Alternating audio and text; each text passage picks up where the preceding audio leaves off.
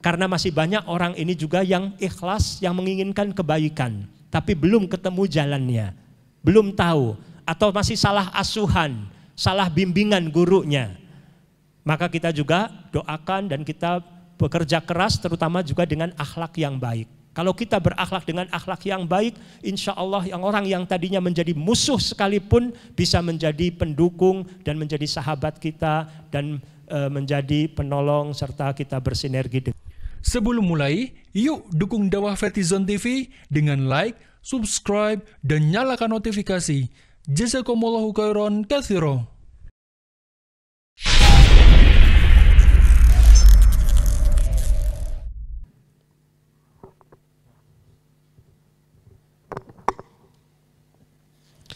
Baik, ada pertanyaan dari teman-teman, boleh? Ya.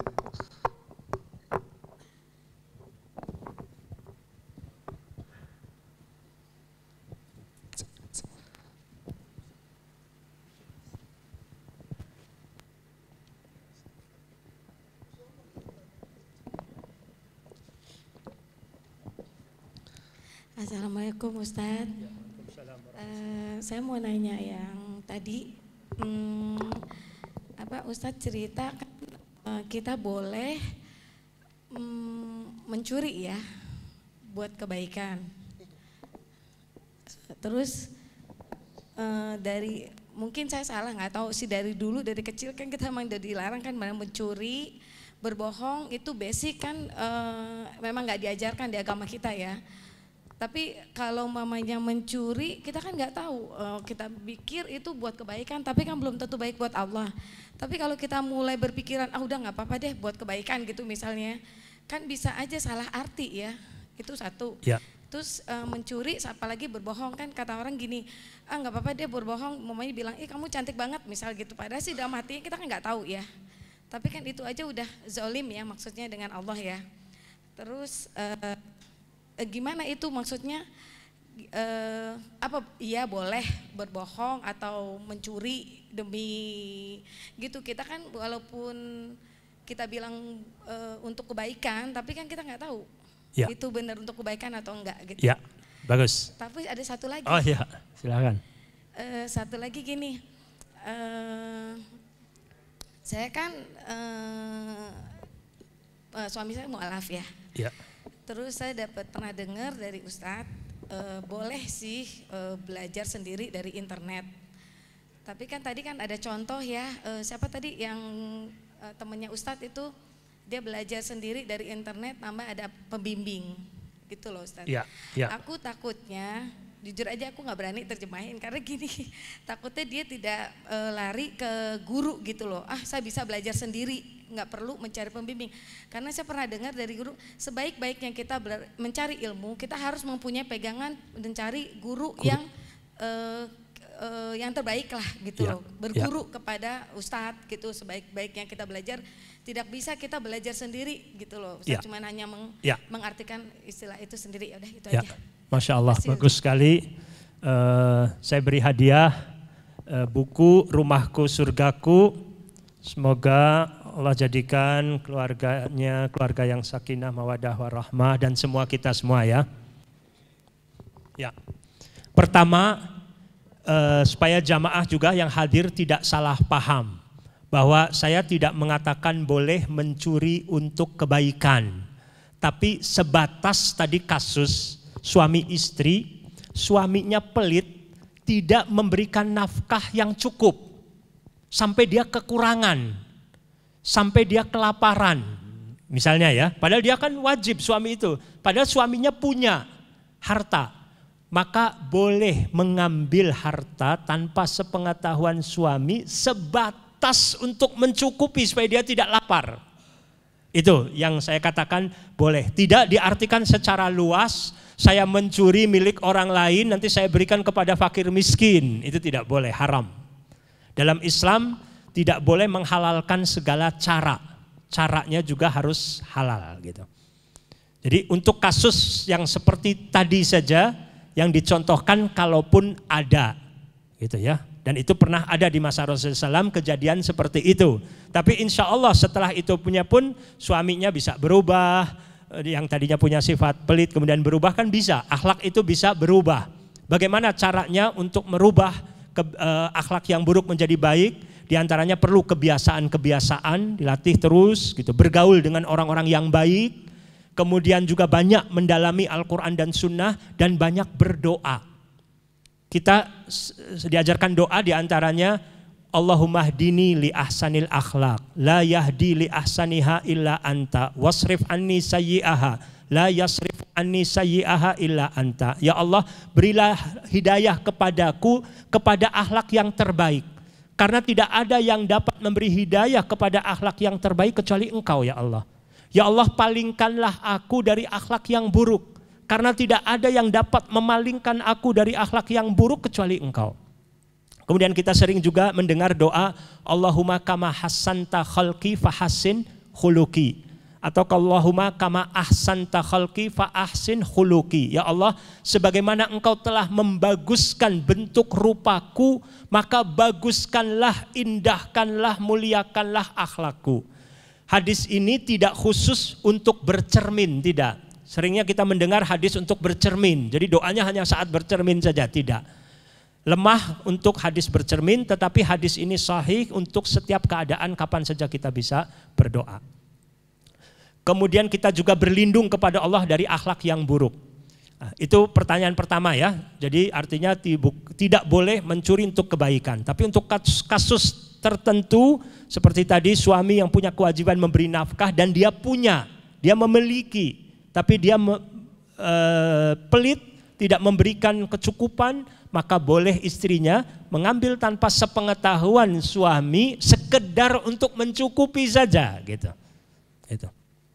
Tapi kalau sudah cukup tidak boleh berlebih-lebihan mengambil harta suami, tetap tidak boleh. Dengan alasan tadi boleh saya ngambil harta suami tanpa sepengetahuan, tidak boleh ya. Istri juga yang salehah adalah orang yang amanat menjaga harta suaminya.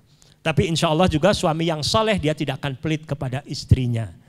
Dia akan berbuat baik, yang penting tidak berhambur-hamburan, tidak bermubadzir gitu ya. Tapi memberikan kecukupan supaya nanti juga Allah berkahi.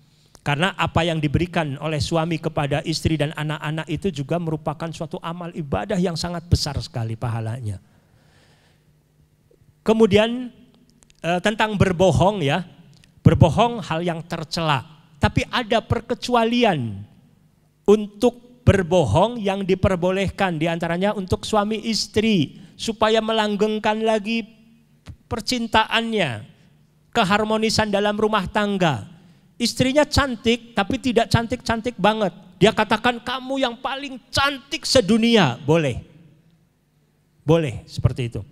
Walaupun mungkin ada yang lain tetapi boleh hal yang demikian. Jadi bukan berarti bohong, zalim, tidak. Dan penting di sini terutama suami harus banyak-banyak memuji istri dan anak-anak, terutama anak perempuan. Jangan pelit dengan pujian. Pelit bukan hanya dengan harta saja, tapi pujian. Memuji masakan, berterima kasih atas apa yang dilakukannya, itu juga sangat dibutuhkan. Di antara kebutuhan para istri adalah perhatian, kasih sayang. Maka kita harus berikan kepada istri kita dan anak-anak kita. Kemudian yang ketiga, tentang belajar sendiri dengan belajar dengan guru. Memang idealnya adalah kita belajar dengan guru yang membimbing kita. Tapi yang tadi saya ceritakan, Lukas, dia hidup di Jerman, nggak ada orang yang membimbing dia. Akhirnya dia belajar lewat internet dan alhamdulillah dapat hidayah masuk Islam gitu kan. Alhamdulillah yang dipelajarinya pun alhamdulillah Islam yang lurus gitu. Dan setelah itu dia pun mendapatkan bimbingan-bimbingan dari guru-gurunya juga alhamdulillah pembimbingnya yang baik. Jadi di sini artinya kalau kita tinggal di satu daerah banyak guru, tapi ternyata gurunya membimbing Islamnya bukan Islam yang benar, kita juga tidak bisa mengatakan yang penting ada guru, siapa saja dia, tidak. Kita juga harus selektif. Selektif memilih guru yang mengajarkan pemahaman Islam yang benar, yang lurus, sesuai dengan apa yang diajarkan oleh Nabi SAW dan para sahabat. Karena Nabi juga mengatakan, sataftariku ummati ala thalas wa sab'ina firqah. Umatku akan berpecah menjadi 73 golongan. Kulluha finnar illa wahidah. Semuanya di neraka kecuali satu. Siapa ya Rasulullah? Siapa-siapa yang mengikuti aku dan para sahabatku.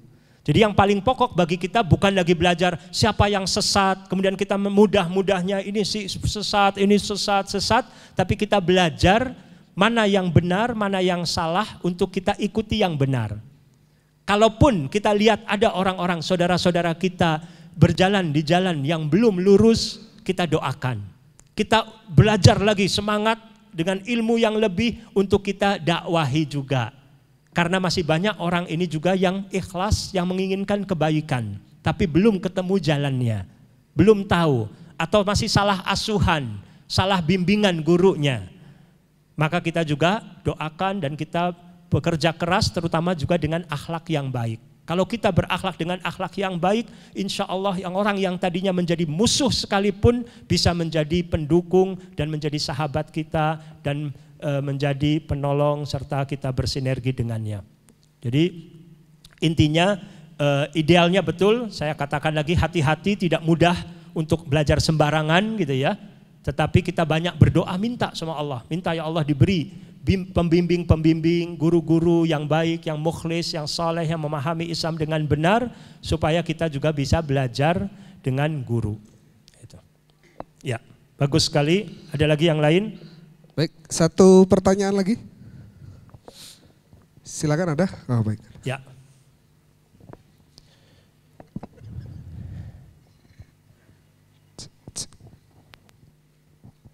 Assalamualaikum.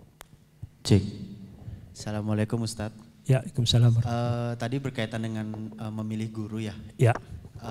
Itu bagaimana cara kita memilih guru untuk memandu kita supaya kita tidak berjalan di jalan yang salah, itu bagaimana Ustadz? Karena kan kalau saya beberapa kali dengar atau ini kan kadang ada yang bilang oh kita pergi ke sini aja ininya begini, atau kita ke sana karena gurunya begini gitu. Itu bagaimana, apalagi kayak saya masih awam ini memilih supaya juga sayanya tidak jadi sesat gitu Ustadz. Ya. Dalam belajar Islam. Terima kasih. Pertanyaan bagus juga nih Ustadz. Ya, jadi penting kita untuk banyak berdoa kepada Allah SWT supaya Allah bimbing kepada kita gitu ya. Bimbing kepada kita ke jalan yang benar. Insya Allah dengan kemudian kita menuntut ilmu dan berproses. Selama kita sudah tahu bahwa yang kita ikuti adalah bagaimana tuntunan Nabi SAW dan para sahabat radhiyallahu anhum, kita juga terus belajar ilmu, berproses, semakin bertambah ilmu kepada Allah berikan ilmu kepada kita, insya Allah filternya akan lebih bagus lagi untuk menyaringnya. Filter kitanya akan lebih kuat lagi untuk bisa tahu apakah ini guru ini benar pemahamannya atau tidak. Tapi kalau kitanya juga tidak ada dasar, agak sulit. Tapi kalau hati kita ini bersih, ikhlas mencari kebenaran, insya Allah Allah bimbing. Walaupun mungkin terjatuh-jatuh dulu, tersandung dulu misalnya ya, dengan belajar kepada guru yang tidak baik misalnya. Yang penting kita jangan ada fanatisme individu yang kuat. Jangan sampai mengkultuskan manusia. Seringkali kita ini ketika baru belajar Islam, mendapatkan suatu guru yang hebat, ilmunya, kelihatannya dan sebagainya, kita sudah menganggap satu-satunya sumber kebenaran hanya guru saya. Selain guru saya salah, hanya guru saya yang benar, guru saya nggak ada salahnya. Nah, ini mengkultuskan, ini bahaya. Akhirnya kacamatanya salah, yang salah pun dilihatnya baik, benar. Tapi kalau kita mencintai guru, menghormati guru, tapi tidak sampai mengkultuskan. Nabi Muhammad SAW tidak mengajarkan sahabatnya untuk mengkultuskan beliau. Bahkan ketika beliau datang pun menyambut dengan berdiri, disuruh duduk. Ketika sahabat ada berbeda pendapat dalam satu masalah, bukan prinsip, Nabi perintahkan para sahabat untuk sampai ke Bani Quraidah dan sholat asar di sana. Tapi perjalanan dalam prakteknya, dalam perjalanan di tengah jalan sudah asar. Sahabat berbeda pendapat. Kalau saya sholat asar di Bani Quraidah nanti sudah maghrib, maka saya sholat dulu di sini. Jadi perintah Nabi untuk sholat asar di sana maksudnya supaya kita cepat. Tapi sahabat yang lain mengatakan tidak, Nabi perintahkan sholat asar di sana meskipun sudah maghrib. Ada perselisihan di situ. Akhirnya mereka masing-masing dengan pendapatnya. Tapi ketika sampai kepada Nabi SAW, Nabi tidak mencela yang salah satu karena mereka berijtihad. Ya, berijtihad, walaupun mungkin ada yang dimaksudkan oleh Nabi salah satunya yang mana, tapi tidak penting untuk saling menyalahkan. Di sini karena ijtihad tadi ada kita menghormati. Jadi kita juga harus belajar mana perkara-perkara yang tidak boleh kita khilaf, berbeda pendapat sama sekali tidak boleh. Mana perkara-perkara yang masih bisa ditolerir dalam masalah perbedaan tersebut. Kita meyakini apa yang kita yakini, tapi kita menghormati orang yang berbeda dengan kita selama tidak masalah prinsip. Seringkali PR umat kita ini dalam hal-hal perbedaan yang harusnya kita ijtihad, kita memaksakan pendapat. Kita memusuhi orang yang berbeda dengan kita. Ini yang menyebabkan kelemahan umat. Ya, jazakumullah khair, ada hadiah buat yang bertanya. Tafadhal. Ya. Tafadhal.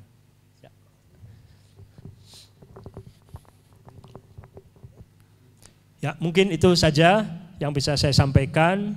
Insya Allah ada pemateri yang lainnya masih menunggu. Semoga Allah SWT memberkahi majelis kita ini. Subhanakallahumma wa bihamdik asyhadu an la ilaha illa anta astaghfiruka wa atubu ilaik. Assalamualaikum warahmatullahi wabarakatuh. Waalaikumsalam warahmatullahi wabarakatuh. Alhamdulillah.